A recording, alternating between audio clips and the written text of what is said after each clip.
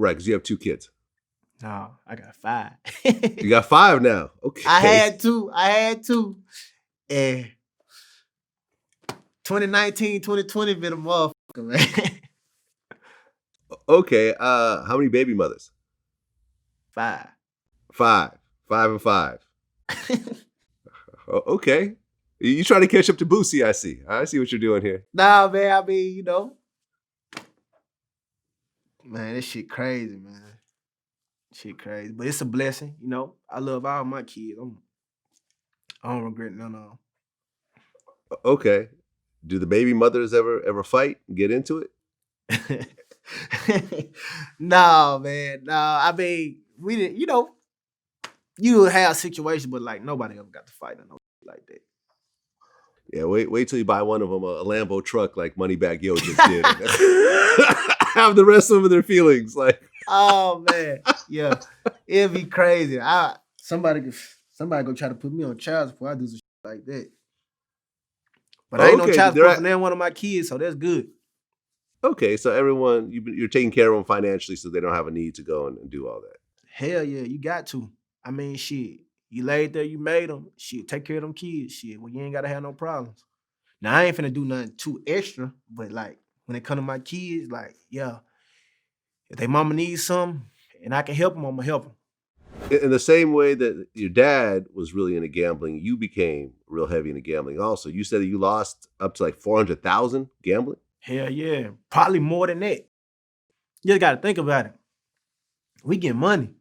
So shit, we probably making a couple thousand a day and you losing your whole sack every day. But I'm so much of a hustler. Every day I hustle up on money. Every day I'm hustling up on money. So every night we going to gamble. We was getting a hotel room every night for probably like a year straight. No bullshit. We probably got a hotel room just to gamble in every night. And shit, that's what we did.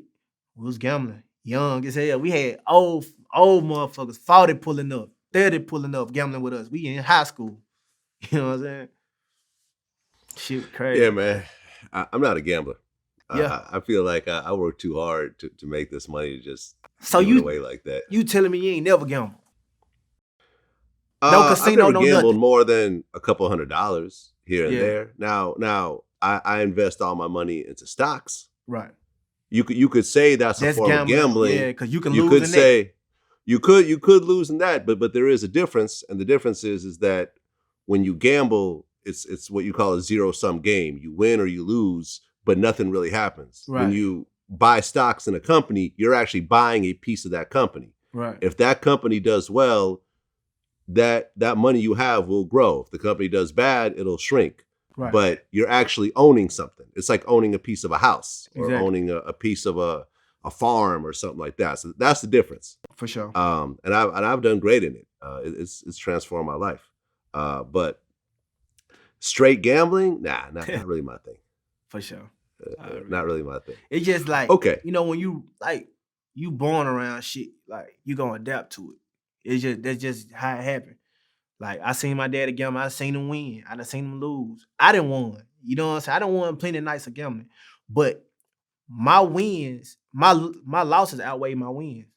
I done lost way more than I ever won. Yeah. I mean, that's what usually happens. I mean, when you look at these casinos, they're not there from people winning. Hell no. They're there from people losing everything.